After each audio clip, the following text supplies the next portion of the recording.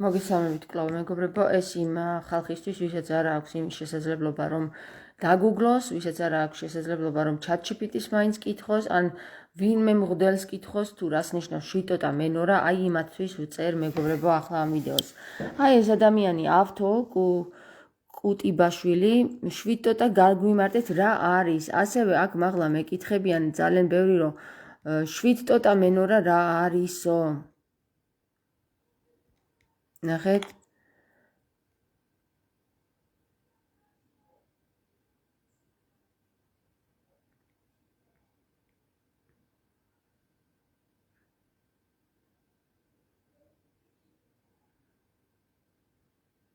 რას ნიშნავს შვიტოტა მენორა? ანასტასია ერაძე გვეკითხება ასევე. კიდევ გვეკითხებიან რომელ ეკლესიაში ლოცულობენ ისრაელზე და ისრაელის გამარჯვებაზე ძალიან საინტერესოა. ვინმეს არ მოусმენი აქამდე ეკლესიაში ისრაელზე ლოცვები და არავის არ გამოიტანა საჯაროზე. მარტო თქვენ იცით რომ მხოლოდ ისრაელის ლოცულობენო, ხო და მეც ეგ კითხვა მაქვს, მარტო მე დავინახე კაცო. ამდენი ყრუ და ბრმა ხალხია, მეც ეგ მიკვირს სხვათა შორის ეკატერინე. ეთერი უფრო სწორედ, ეთერი ჩიჩავაშვილი. თქვენ ალბათ არც წაგიკითხავთ. არც ლოცვები და არც წირვაზე დასწრებულ ხართ, ასე რომ კითხვას სვავთ და მე რომ ხშირად დავსწრებულ ვარ ლოცვებსა და ლოცვითაც ბევრი მილოცია, ამიტომ ვიცი რომ ისრაელზე ალოცვინებენ ხალხს. ვის უნდა დაუჯერო, ვის გასაგებია ეხლა მეცნობით ძალიან შემთხვევით ხომ არ ხართ ვიდეო იქ ადრე ვნახე ილია მეორესთან ნათლია ჩემი შვილიო და არ გუშვებენ საპატრიარქოში ნათლიასთანო თქვენ იყავით, დიახ მე ვიყავი. მიხედე საკუთარ თავს, არც ერთი რელიგიის სტანდარტში არ ჯდები.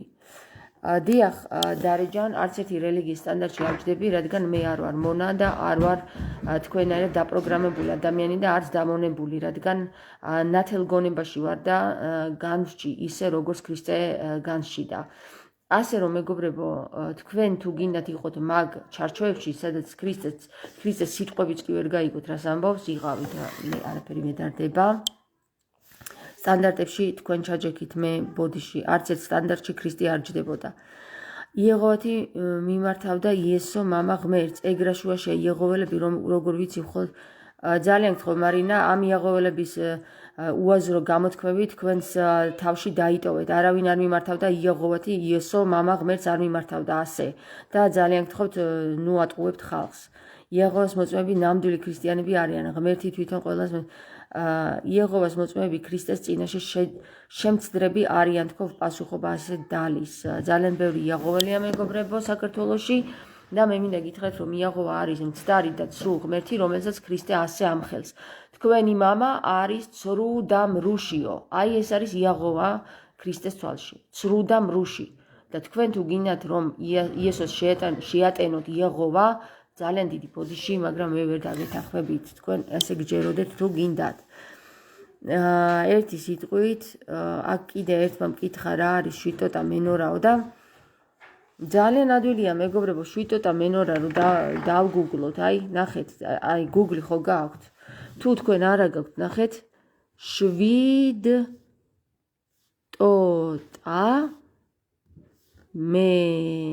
მენორა ჩაწერთ, იმედია წერა კითხვა იცით, დაგუგლავთ და პირველი რაც ამოგივარდება და აი ეს შვიტოტა მენორა.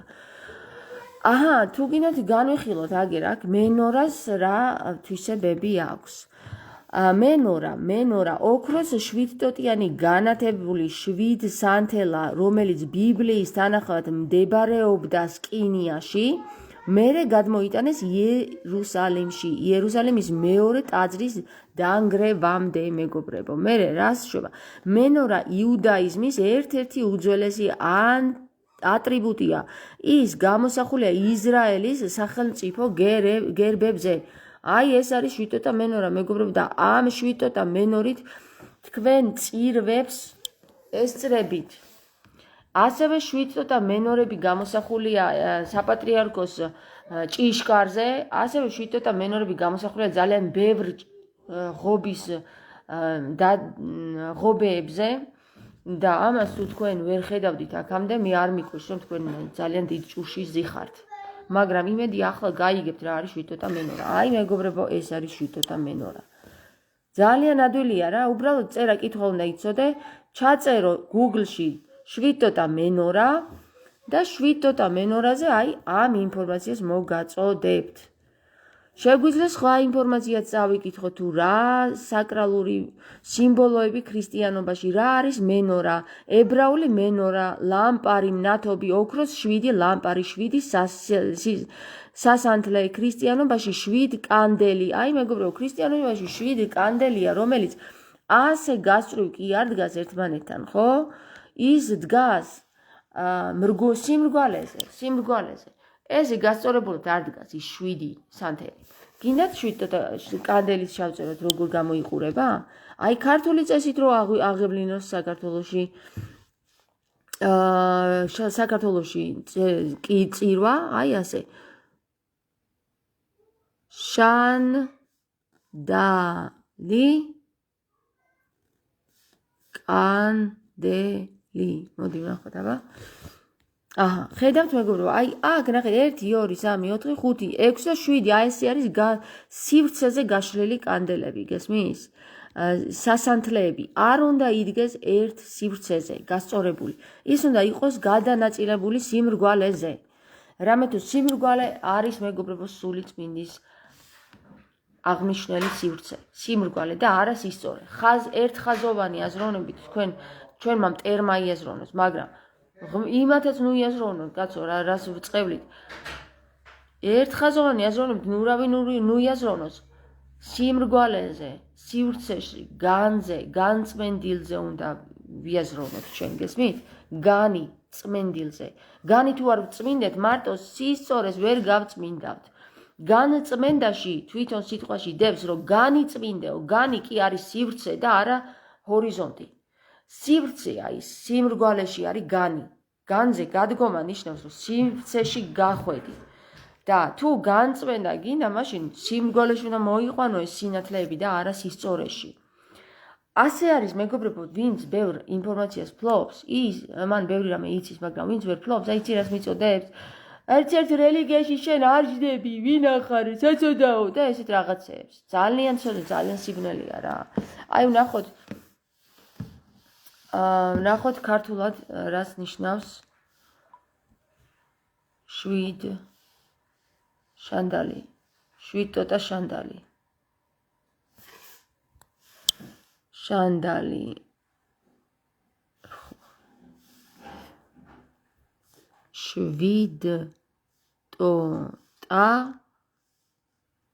შანდალი. და ამოგვიგდებს, აი ეს არის უკვე მეგობრებო, ეს არის იუდეური წესით. ეს ერთ სივრცეშია დაყენებული, მაღლა დგას 1 და დაბლა დგას რამდენიმე. მაგრამ აი ეხლა მე გაჩვენებთ სურათები.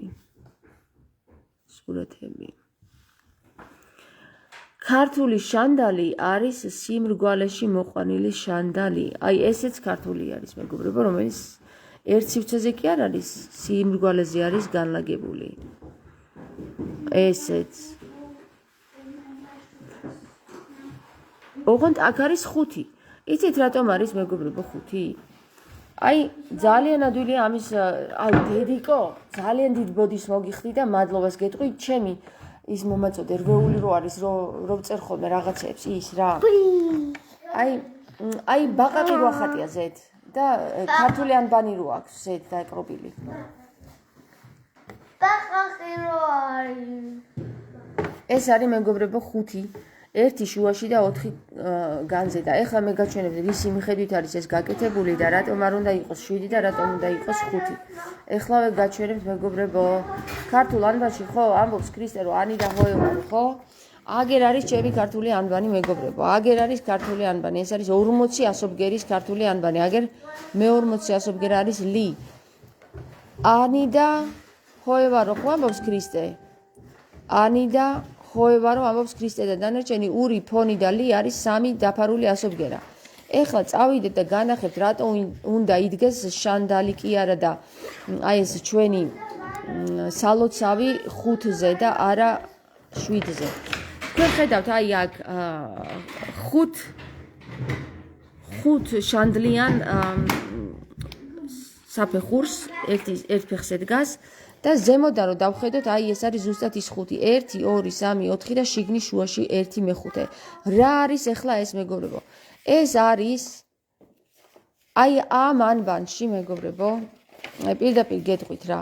ძალიან ადვილია ამის გაგება.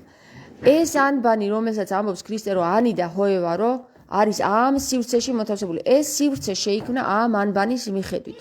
როგორ შეიქმნა, იცით? უნიონის გაერთიანებით, უნიის გაერთიანებით. ნახეთ, აქ უნი სხვანაირად არის აღწერილი. აქ უნი სხვანაირად არის აღწერილი, თუმცა ესეც სიმრგვალეს ქმნის და აქაც უნი სხვანაირად არის აღწერილი. უნი არის აი შიგნი ვიეროზის უნში. ეგ არის ვიე და აქაც ვიე სხვანაირად არის უნში ჩასმული. თუმცა აი თქვენ ახლა ხედავთ, როგორ წარმოიქმნა ეს ანბანი რა და როგორ მივიღეთ ეს ფიგურა. ჩვენ დავატრიალეთ უნი 90 გრადუსით, ჩვენ ითვლება მეგობრებო სიდონებმა. ხომ სიდონების წევრებმა, რომელიც ქართულ ანბანს ვიკვლევთ. და ერთი წამი მათხოვე დედიკო ეს. აი ნახეთ, თქვენ უნი დავატრიალეთ, აი ეს ასობგერა. ეს ასობგერა და ონის ასობგერა, იგივე აი აქ როგორც ხედავთ ონს შემსვლელი და გამსვლელი კარი რო აქვს, აქ მხოლოდ გამსვლელი კარი რო აქვს. აი ეს ასობგერები ერთმანეთზე დააჯდა და მიიღო ეს ფორმა. აი შიგნით უკვე აქ თანებიც დაემატა, იმიტომ რომ თანები ქმნის აი ესეთ ასობგერას, ნახეთ. თანი ხედავთ თქვენ როგორ არის, დაიმახსოვრეთ და აი ნახეთ პირდაპირ დააჯდა თანი შიგნით დააჯდა. ამოვატრიალოთ, ახლა მოვატრიალოთ და აქედანაც დავაჯინოთ თანი. აი თანი სად არის, ხედავთ? ეს ხო ონია. აი ეს ხო ონია. და უნით შიგნი არის, უნი ეს არის. ოღონდ უნიში ვიეზის.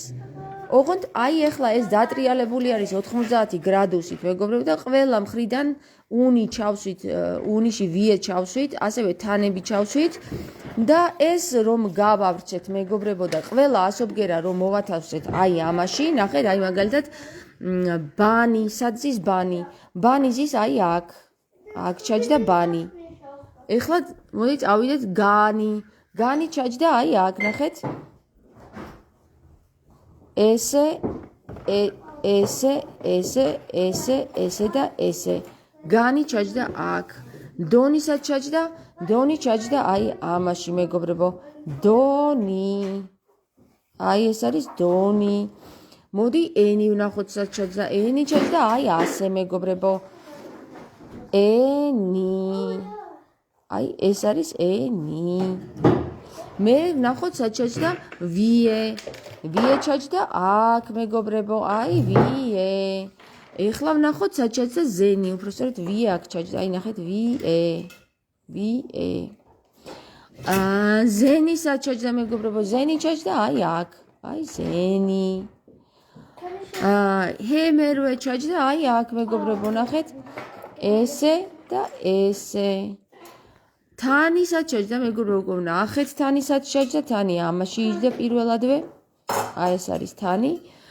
მერე ზენი და ჰოე უკვე ძალიან საინტერესოა და ჰოე ჩაჯდა აი ამაში. აი ამაში ჩაჯდა ჰოე. ჰოე არის ეს. და დანარჩენი ასობგერები ყველანი აქ ჩაჯდნენ. ეს არის ყველაზე დიდი მეგობრებო, რაც არის ჯვარი, რაც აცვია, ეს არის ფარი. ფონი უბრალოდ და ფარი. ფარი ფონში არის შეფარული. აი მეგობრებო, ფარი არის ეს, ფარი. და აი აქ ჯვარი აქვს დასმული. ფარი. ხედავთ? ფარი. ოღონდ ყველაზე დიდი მეგობრებო, აბა გამოიცანით რომელი ასობგერა არის ხედრულის, ხო?